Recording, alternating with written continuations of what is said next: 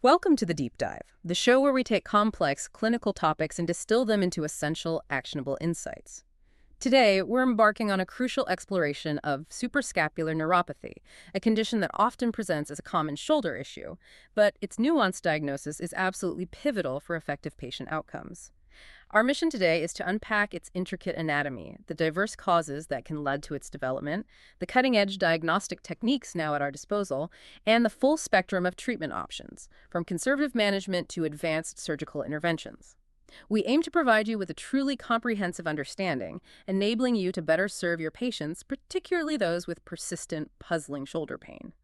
To guide us through this clinically important area, we're honored to be joined by an expert whose extensive work in shoulder pathology is widely recognized.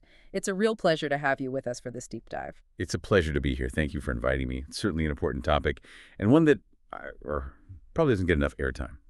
Hashtag #ISHI, the evolving understanding of suprascapular neuropathy.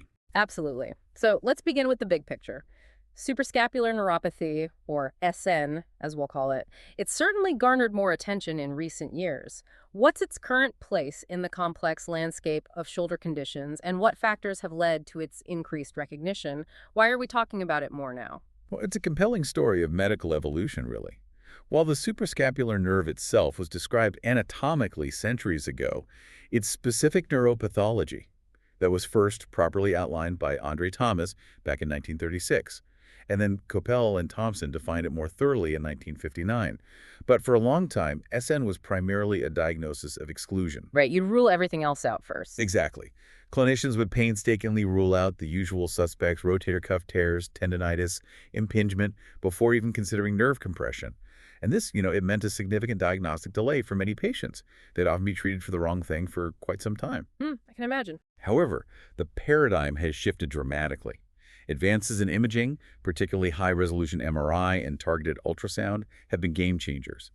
And alongside those more sophisticated electrodiagnostic techniques, EMG and nerve conduction studies, they've completely changed our ability to identify FN much earlier. So we can actually see the problem now, rather than just inferring it. Precisely.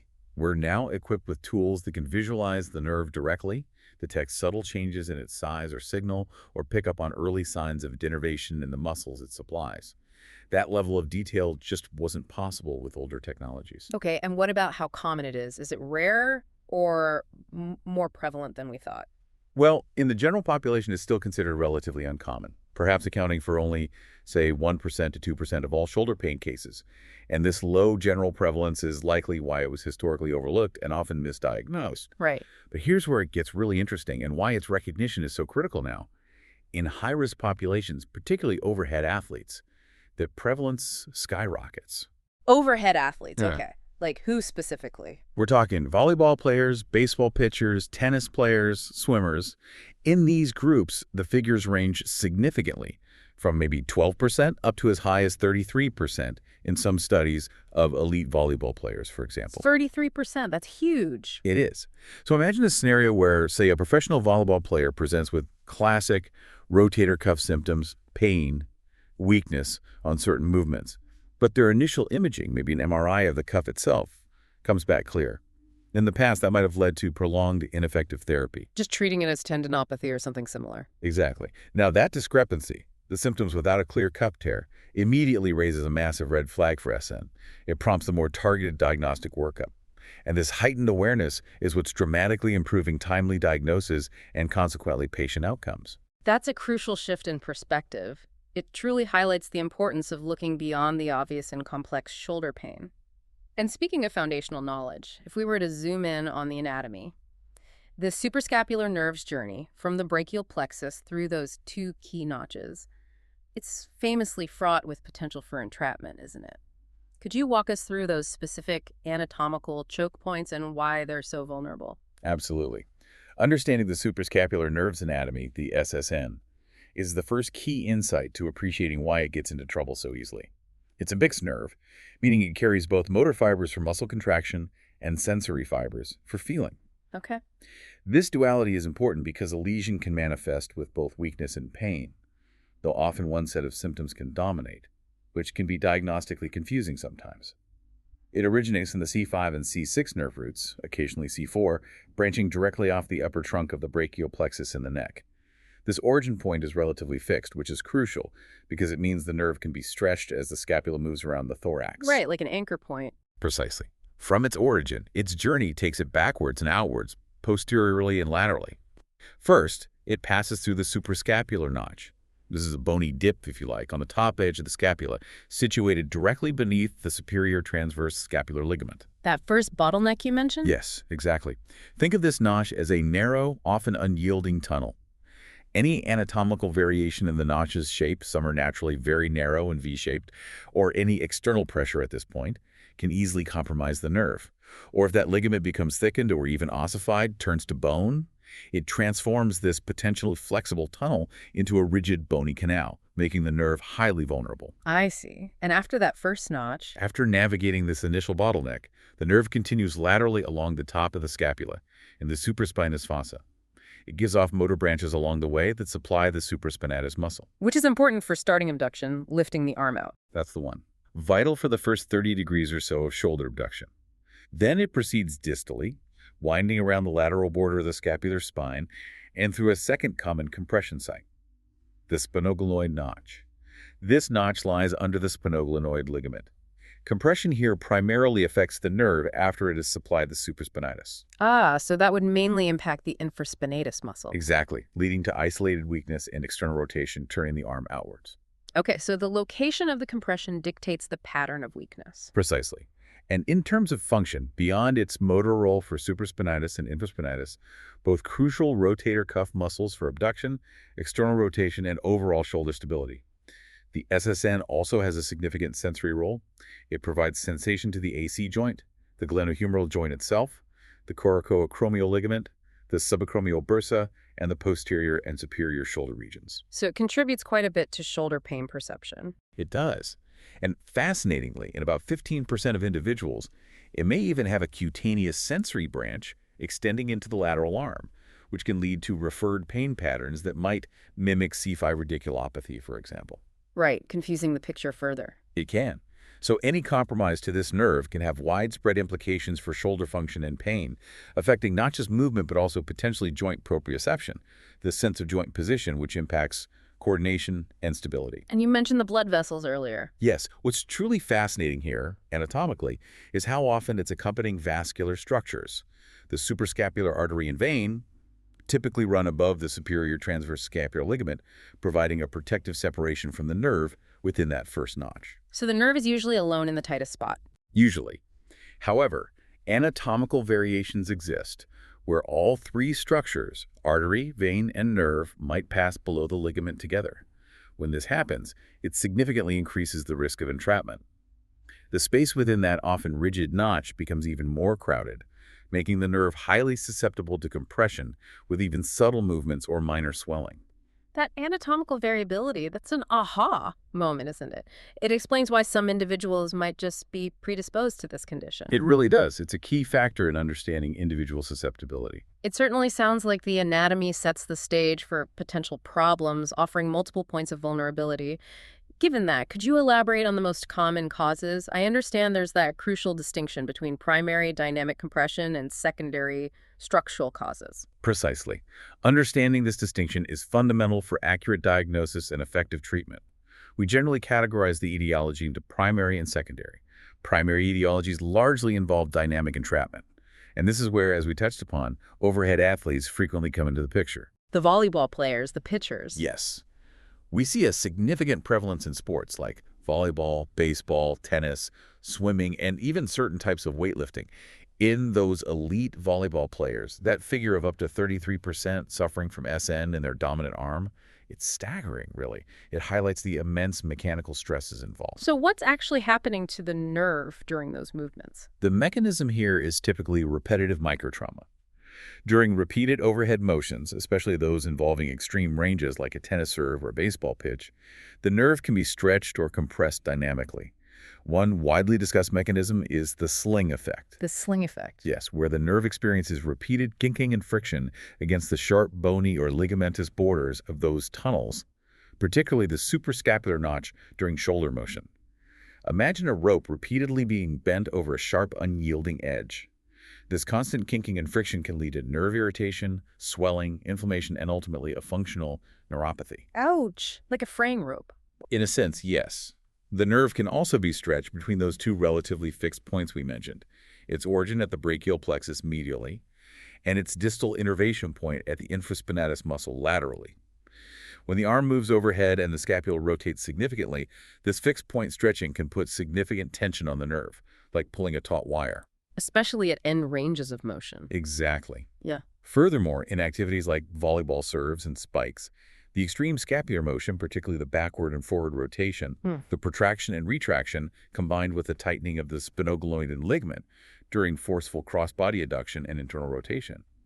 All these can contribute to compression, particularly at the sphenogonoid notch. There were even vascular hypotheses. Some suggest that microemboli in the vasa nervorum, the tiny blood vessels supplying the nerve itself, or perhaps a pathological dilatation, a swelling, of the suprascapular veins, could lead to nerve compression by simply occupying precious space within these already confined anatomical corridors. So it's a complex interplay of mechanical forces and potentially vascular compromise. It is.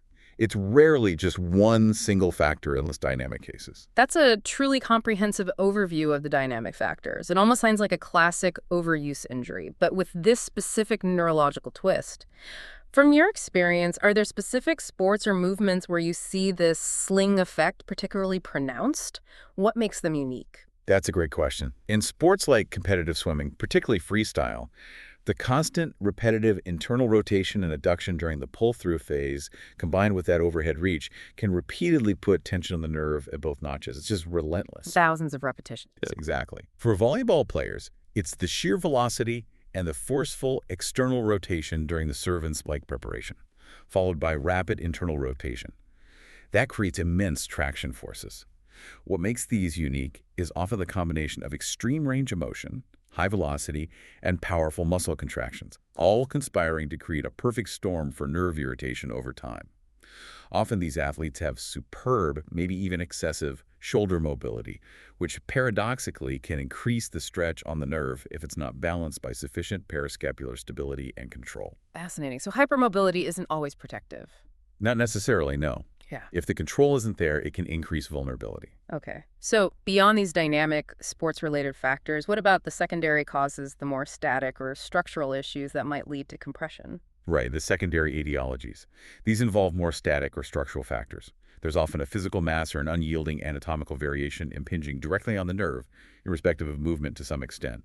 The most common among these are space-occupying lesions, particularly ganglion cysts. Cysts. Okay. Where do they come from? They're frequently linked to specific intra-articular pathologies within the shoulder joint itself.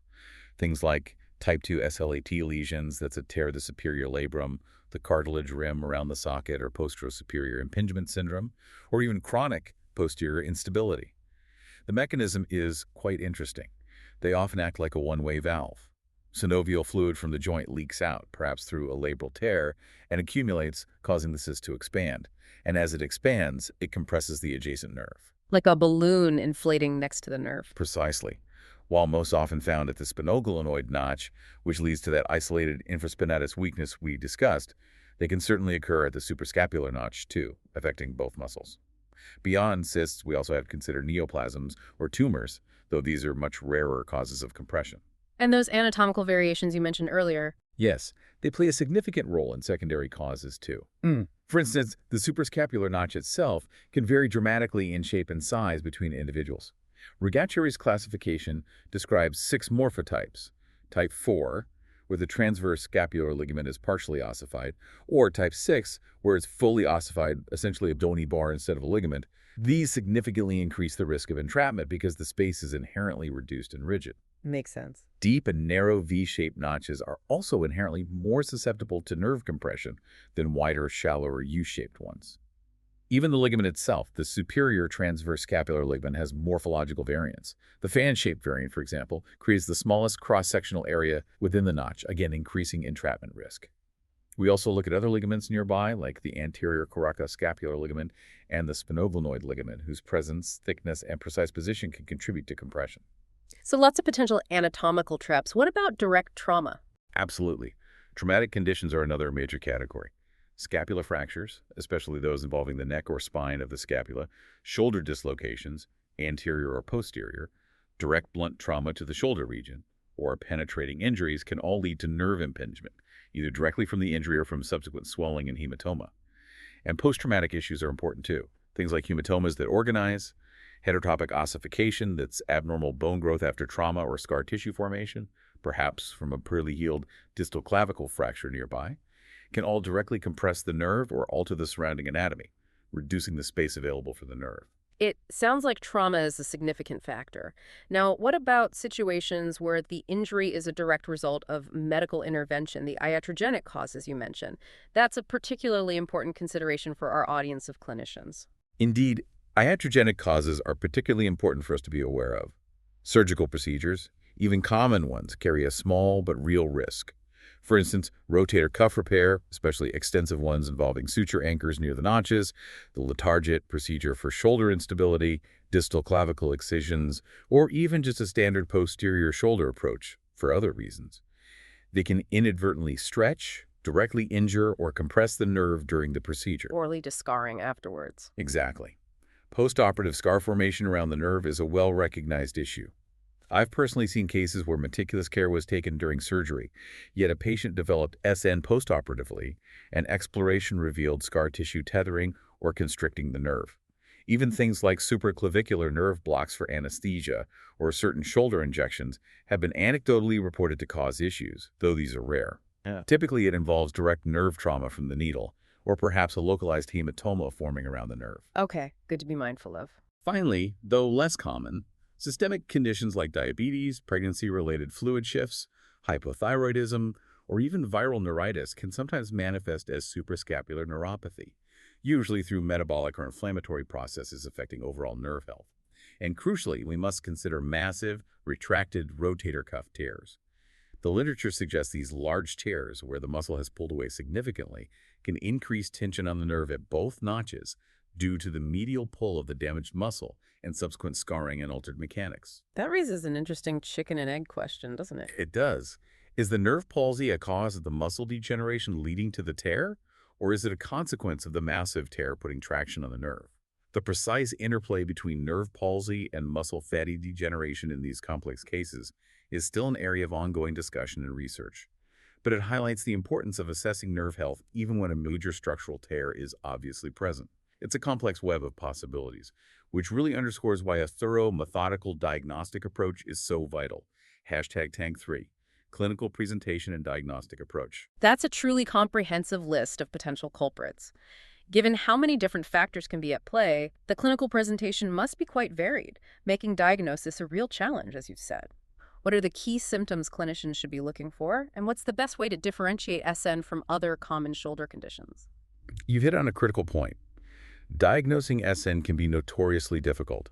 Its symptoms are often vague, nonspecific, and frequently mimic more common shoulder pathologies, like rotator cuff injuries, subacromial impingement, or even cervical radiculopathy radiating from the neck. So it can easily lead you down the wrong path initially. Very easily. Patients typically report a deep, dull, and often continuous ache in the posterior and lateral aspect of the shoulder.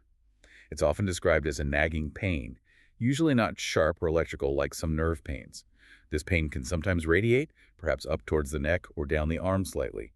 While it often has an insidious onset, meaning it develops gradually without a clear trigger, which often leads to those prolonged diagnostic journeys, it can also manifest acutely after direct trauma. That insidious onset must be particularly tricky. It is, because patients might try various simple remedies for months, thinking it's just a strain, before the correct diagnosis is even considered. Now, the hallmark signs, particularly as the condition progresses, are weakness and muscle atrophy. This is where precise observation becomes vital for differentiation, and it's a key insight for clinicians. Okay, the muscle wasting. Yes.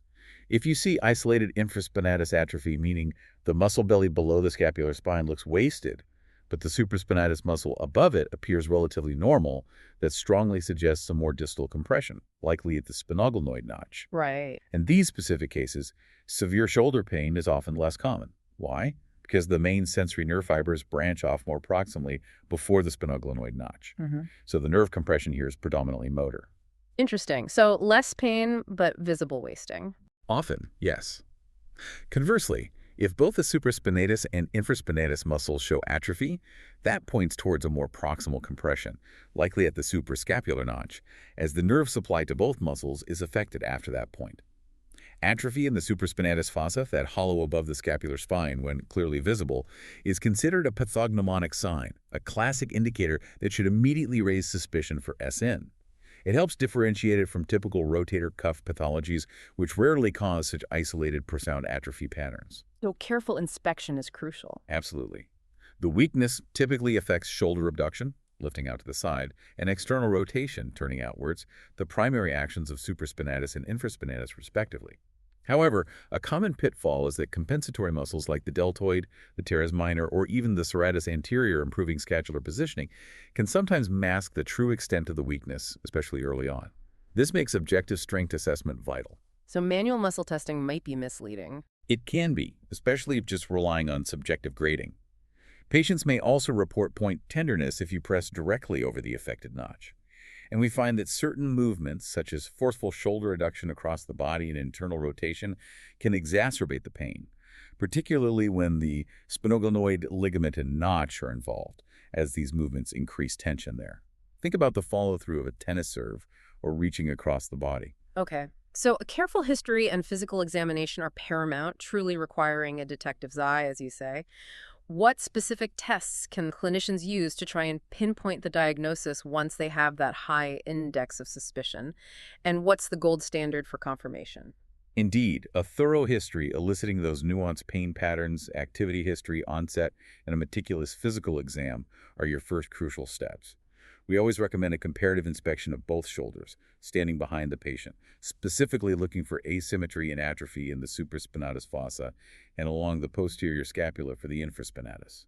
That bilateral comparison helps highlight subtle muscle wasting. Comparing left to right? Exactly. An objective strength assessment, perhaps using a handheld dynamometer for abduction and external rotation, is far more reliable than subjective grading. It gives you a quantifiable measure of weakness and allows you to track progress, or lack thereof, over time. Good point. What about provocative tests? For the physical exam, there are a couple of key provocative tests to consider, though their sensitivity and specificity can be variable. The suprascapular stretch test involves gently turning the patient's head away from the affected shoulder while applying gentle downward traction on the affected arm. Pain reproduced in the posterolateral shoulder would be considered a positive sign, suggesting nerve irritation. For a suspected sphenoglenoid notch entrapment, the cross-arm adduction test can be quite useful. The patient actively brings their arm across their chest into maximal adduction and internal rotation. An exacerbation of their typical posterior shoulder pain points towards SN at that level. But you need to be careful with that one. Yes, it's important to note this test can also be positive in acromioclavicular joint arthritis, so you need to correlate it with other findings, like tenderness over the AC joint itself, to help differentiate. It needs context. Okay. Moving on to imaging. What's the role there? Imaging is crucial. Plain radiographs are always a good starting point, mainly to rule out other obvious pathologies like fractures, significant arthritis, or dislocations. For SN itself, X-rays are often normal unless there's an acute bony injury or maybe chronic changes suggesting instability. However, a specific view, the Stryker notch view, can sometimes be helpful to better visualize the suprascapular notch itself, looking for things like ossification of the transverse scapular ligament. If a bony cause like a fracture or ossification is strongly suspected, then a CT scan is the study of choice for detailed bone anatomy. And for the nerve and soft tissues. Right, for soft tissue structures and visualizing the nerve pathway, MRI is generally considered the ideal imaging modality. It's excellent for identifying those space-occupying lesions like ganglion cysts. Especially with contrast. Yes, MR arthrography, where contrast is injected into the joint, can be particularly good for delineating cysts and showing their connection to the joint, often via a labral tear. MRI can also reveal direct muscle changes related to the neuropathy. Muscle edema swelling within the supraspinatus and infraspinatus is a key sign, often seen relatively early, maybe peaking 2 to 4 weeks after an acute nerve insult, but can persist for months. Later signs on MRI include muscle atrophy and fatty degeneration or infiltration. These indicate more chronic denervation, though they don't always correlate perfectly with the severity of ongoing compression or the potential for recovery. And what about visualizing the nerve itself? That's where high-resolution MRI, particularly 3 Tesla MR neurography sequences, comes in. Where available, this offers direct visualization of the nerve itself. We can see its course, look for focal areas of swelling, increased signal, or direct compression by adjacent structures. It's a truly transformative advancement for diagnosing peripheral neuropathies. And ultrasound. You mentioned that's gaining traction. Yes. Ultrasound is increasingly used, often as a first-line or complementary imaging study. It's non-invasive, relatively inexpensive, and excellent for visualizing fluid-filled masses like cysts or sometimes engorged veins near the notches. It can also directly visualize the nerve itself, assessing its size, echo texture, and importantly, its dynamic movement or gliding during shoulder motion. Sometimes you can see where it's getting tethered. It's also useful for monitoring muscle texture changes, tracking reinnervation after treatment. But it has limitations. It does. Its main limitation is that it's highly operator-dependent. You need a skilled sonographer who knows the anatomy intimately. And it can be difficult to visualize deeper structures clearly, especially in larger patients. Its field of view is also narrower than MRI. So there's currently no indication for using it as a universal screening tool, but in the right hands, it's very valuable. Okay, so we have history, exam, imaging. But what's the definitive test, the gold standard? Despite all these advanced imaging modalities, the gold standard for confirming suprascapular neuropathy and assessing its physiological severity remains electrodiagnostic testing specifically. Electromyography, EMG, and nerve conduction studies, NCS. The CMG and NCS. Yes. These tests directly assess nerve function and the electrical activity of the muscles. They have high sensitivity, detecting muscle fiber denervation with up to 90% accuracy in established cases. Key findings would include increased latency, meaning a slowing of the nerve signal conduction along the suprascapular nerve pathway, particularly across the notches. On EMG, we look for abnormal spontaneous activity like fibrillations and positive sharp waves, which signify muscle fibers that have lost their nerve supply and are firing erratically. We also measure the motor latencies to the supraspinatus and infraspinatus muscles. But they're not perfect. No test is. What's crucial to understand is that even with negative EMG NCS results, if your clinical suspicion remains high, based on the history, exam, and perhaps suggestive MRI findings, the diagnosis shouldn't necessarily be ruled out. These tests might not detect very subtle nerve irritation, small fiber damage affecting mainly pain fibers, or dynamic compressions that only occur during specific movements not replicated during the static test. Or it might simply be too early in the process for definitive electrical changes to have developed. Right, the clinical picture is still key. Absolutely. I remember a case, a young pitcher, classic symptoms, subtle MRI changes. It took us a while. The EMG was initially borderline, but his clinical picture, the atrophy, the specific weakness, it was undeniable. Those delayed diagnoses are always tough, reinforcing the need for clinical correlation. Yeah, and diagnostic injections. Yes. Finally, local anesthetic injections can be both diagnostic and therapeutic, potentially. Injecting a small amount of fast-acting local anesthetic, ideally ultrasound-guided for precision, directly into the suspected notch suprascapular or spinal glenoidoid can help confirm the diagnosis. How so? If the patient experiences significant, albeit temporary, pain relief following the injection, or if a previously positive provocative test like the cross-arm abduction test becomes negative, it strongly suggests that the nerve at that location is indeed the primary pain generator. This test injection can offer immediate feedback. But it has limitations, too. Yes, the precision of the injection, even with ultrasound, isn't perfect, and there can be local spread to surrounding structures. So while a positive response is very suggestive, a negative response doesn't definitively rule out SN, perhaps if the injection wasn't perfectly placed or if the pain has multiple contributors. It's another piece of the puzzle, not the whole picture on its own. #tag IV. Comprehensive treatment strategies. Okay, so once a diagnosis of suprascapular neuropathy is established, perhaps through a combination of these methods, what are the primary treatment pathways? Is there a clear preference for conservative versus operative management? Or does it, as you often find in medicine, depend heavily on the individual patient and the underlying cause? That's an excellent and multifaceted question, and you're absolutely right. It largely hinges on the underlying etiology, as well as the severity and chronicity of the condition. Generally speaking, unless there's clear, unequivocal evidence of nerve compression by a fixed structural lesion like a large symptomatic ganglion cyst, seen clearly on MRI, or perhaps significant bony entrapment, or if there's already significant established muscle atrophy suggesting a more advanced and potentially irreversible nerve injury. Most clinicians would advise starting with a period of non-operative management, Okay, conservative first in many cases. What does that involve? Typically involves a multi-pronged approach. It's not just one thing. Firstly, patients are counseled extensively on activity modification. This is absolutely crucial, especially for the dynamic compression types. Avoiding activities that clearly exacerbate symptoms, especially those repetitive overhead movements or sustained positions of extreme shoulder elevation and internal rotation, is key. It's about resting the nerve and preventing further irritation or injury. So for an athlete, that might mean time off their sport. It might, yes, or at least a significant reduction in training volume for specific aggravating movements, perhaps combined with technique modification guided by a coach or therapist. This period of relative rest allows the nerve environment to calm down. Alongside this, a structured, supervised shoulder rehabilitation program is paramount. Physical therapy. Exactly. This focuses on improving shoulder flexibility and range of motion where needed, but perhaps more importantly, strengthening the parascapular muscles, the ones controlling the shoulder blade, like the rhomboids, serratus anterior, trapezius, and the deltoid, as well as the rotator cuff itself. We use both concentric, muscle shortening, and eccentric, muscle lengthening under load, isotonic exercises. For athletes, these exercises should be carefully tailored to mimic sport-specific movement patterns, gradually reintroducing the demands of their activity in a controlled way. What's the goal of a strengthening? The goal is not just to alleviate symptoms, but also to fortify scapular stability and improve shoulder kinematics, how the shoulder blade moves on the chest wall. Optimizing these mechanics can directly reduce dynamic impingement risk by ensuring the nerve has more space to glide and reducing abnormal tension.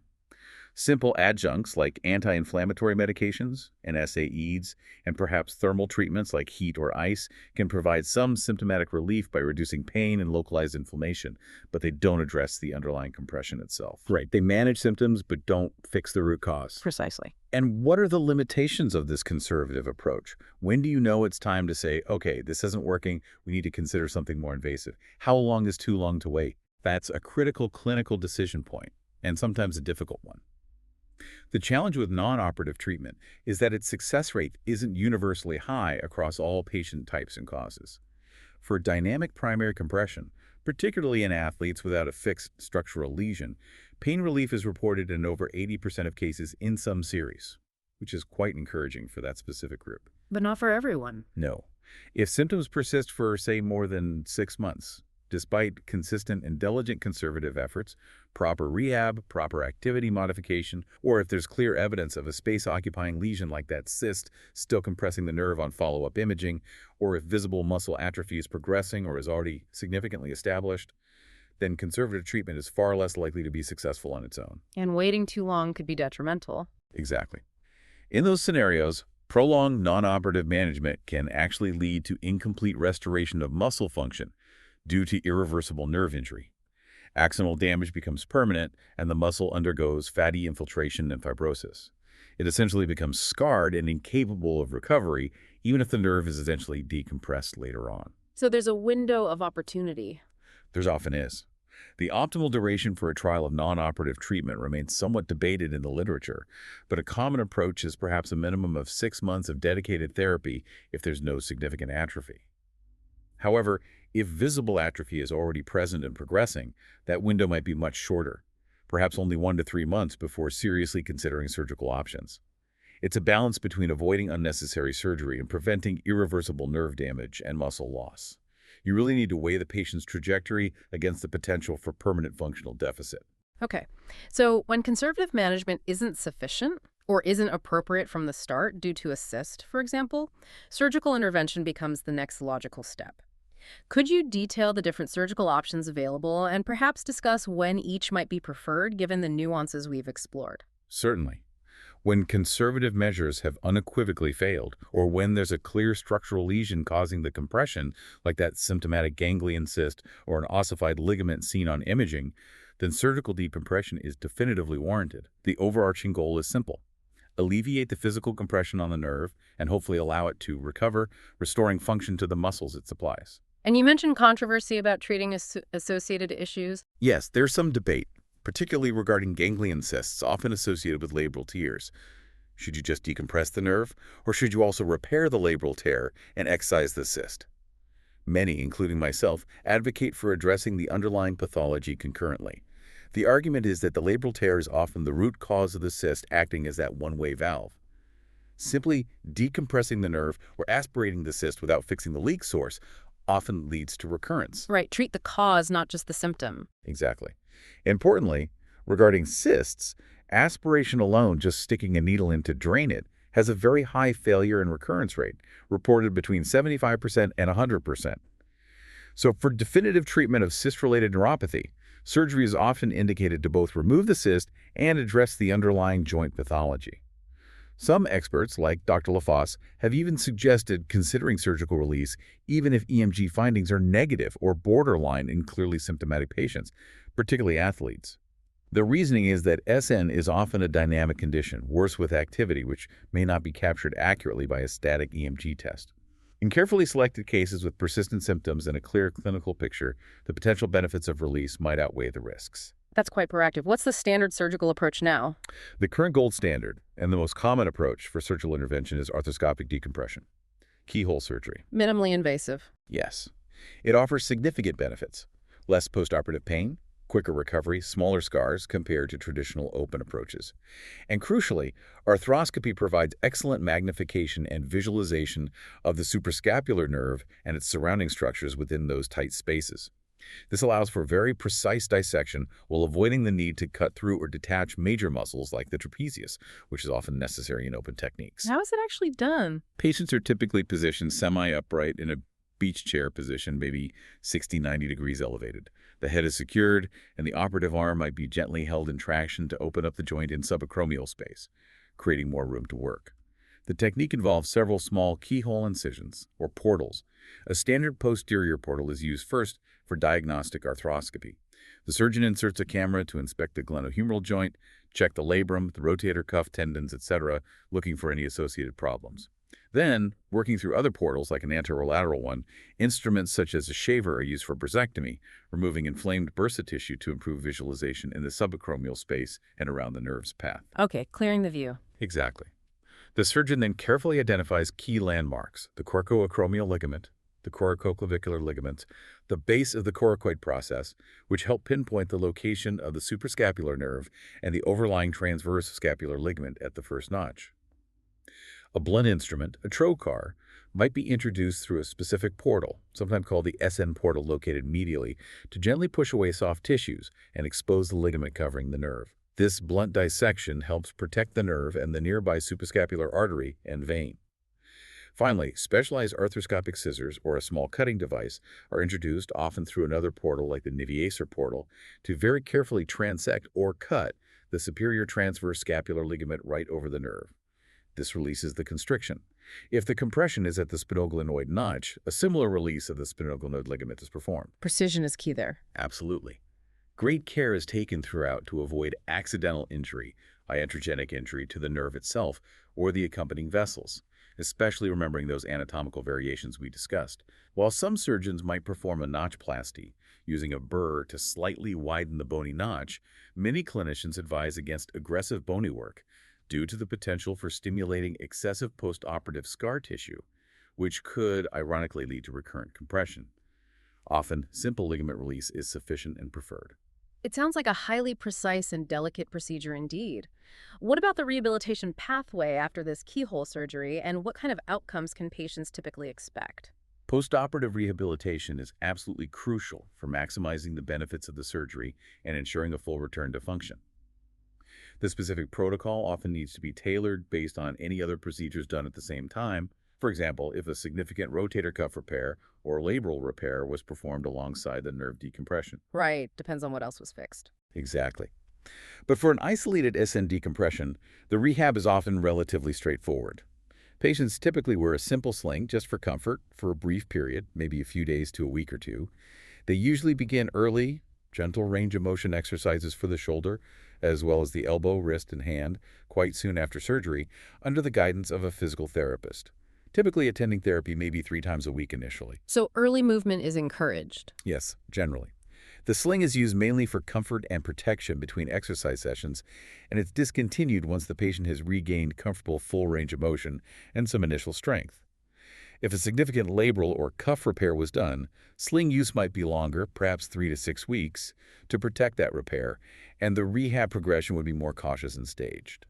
Specific strengthening exercises usually begin around 4 to 8 weeks post-operatively, starting gently and gradually progressing as tolerated. The focus is on restoring the strength and endurance of the supraspinatus and infraspinatus, as well as overall shoulder stability and control. And the outcomes. Are they generally good? The clinical outcomes reported in the literature for arthroscopic decompression are generally very encouraging. Studies consistently show significant improvements in pain scores, range of motion, and objective muscle strength. Most patients, particularly those with dynamic suprascapular neuropathy like athletes, can often return to their previous level of sport activities, sometimes even higher, typically within about 6 to 8 months post-surgery.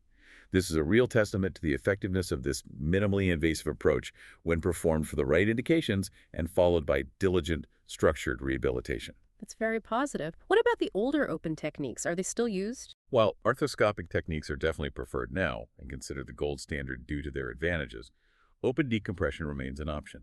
It's just performed much less commonly today.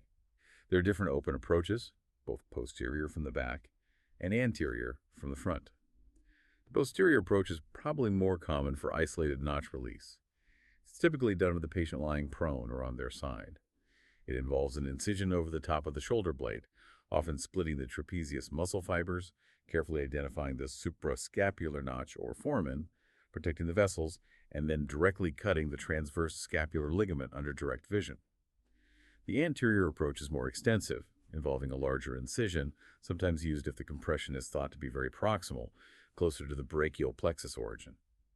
Both open approaches generally yield favorable outcomes in terms of pain relief and functional strength improvements, but they're typically more invasive, involve more muscle disruption, potentially longer recovery times, and leave a larger scar compared to arthroscopy. The significant shift towards arthroscopic methods really reflects the advancements in surgical technology, precision, and our focus on patient-centered, minimally invasive care. That's an incredibly detailed look at the treatment landscape, thank you. Now, looking at the patient's journey post-intervention, whether conservative or surgical, what does the evidence tell us about the long-term prognosis for patients with suprascapular neuropathy? Are there particular factors that significantly influence how well someone recovers and gets back to full function? That's a key question for managing patient expectations. The prognosis is generally quite favorable, especially if the diagnosis is made and appropriate intervention is initiated in a timely manner. Early diagnosis again.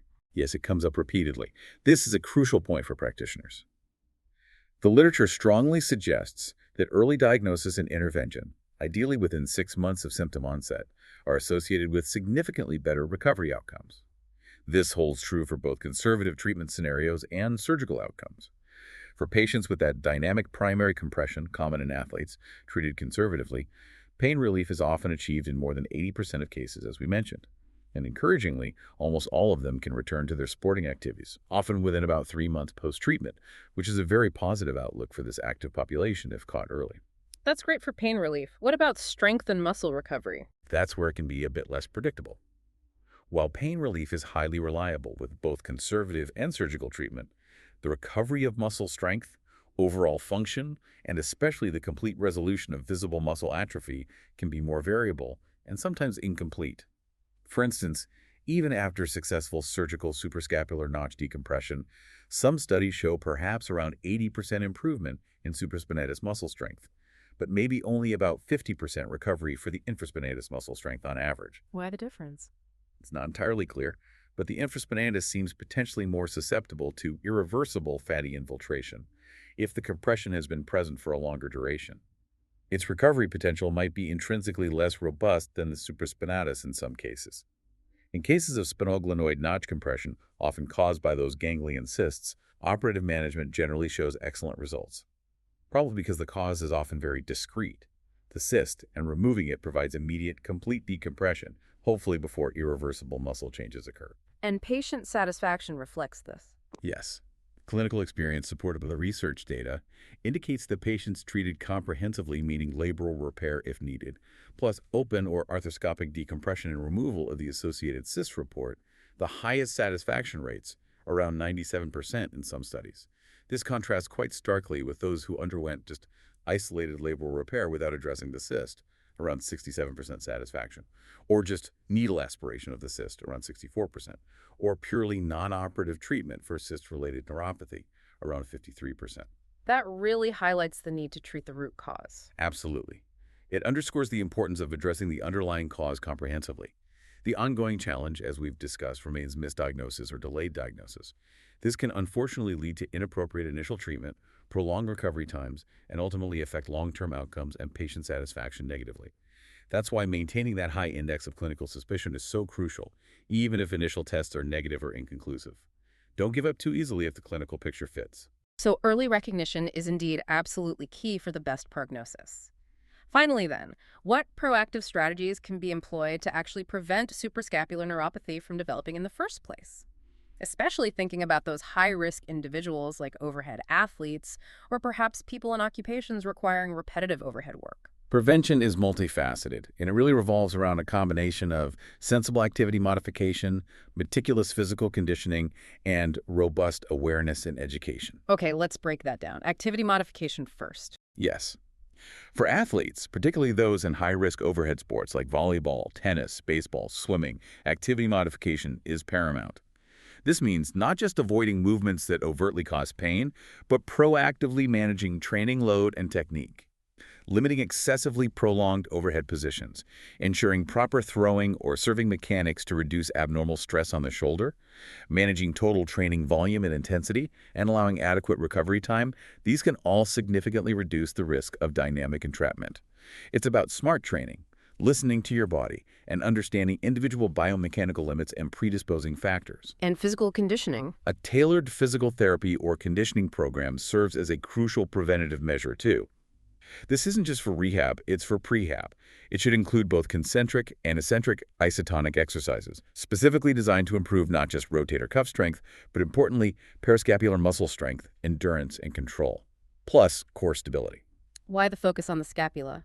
Because optimal scapular positioning and movement, scapulohumeral rhythm, is essential for efficient shoulder function and minimizing stress on structures like the suprascapular nerve.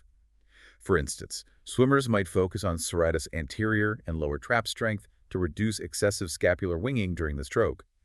Tennis players might work on proper kinetic chain energy transfer from the legs and core to minimize shoulder overload during serves. Stretching exercises for relevant shoulder muscles, particularly addressing any posterior capsule tightness, are also vital to maintain good mobility and reduce overall tension around the nerve pathway. It's highly advisable for athletes to work closely with knowledgeable physical therapists or athletic trainers to develop a personalized regimen that not only enhances performance, but also proactively protects the vulnerable structures around the shoulder girdle. This includes ensuring a gradual, controlled return to sport protocol after any injury or period of rest. Makes sense. And beyond athletes. Awareness and education are critical for a broader population. Athletes, yes, but also individuals engaged in occupations involving repetitive overhead activities. Think painters, electricians, plasterers, warehouse workers reaching overhead frequently. Right. Occupational risks. Exactly. These individuals need to be informed about the potential risks of suprascapular neuropathy and recognize the early signs and symptoms of nerve irritation or injury, that deep, dull ache, maybe some subtle weakness. Regular assessments by sports medicine professionals for athletes or occupational health specialists for workers can help identify emerging issues before they escalate into significant, potentially debilitating problems. And for those in high-risk occupations, ergonomic adjustments are key. Ensuring proper posture, optimizing body mechanics during tasks, for example, using ladders or platforms to avoid extreme overhead reaching, taking regular breaks, and even modifying equipment or workspaces can significantly minimize undue stress on the shoulder joint and consequently the suprascapular nerve. By implementing these multifaceted strategies, modifying activities, specific conditioning, and promoting awareness and ergonomic sense, we can collectively aim to significantly reduce the incidence of suprascapular neuropathy and help individuals maintain their performance, function, and quality of life for the long term. This has been an incredibly insightful deep dive into suprascapular neuropathy. Your expertise has truly illuminated a condition that, while clearly complex, has continually advancing understanding and treatment options, offering genuine hope for those affected. Well, thank you. My pleasure.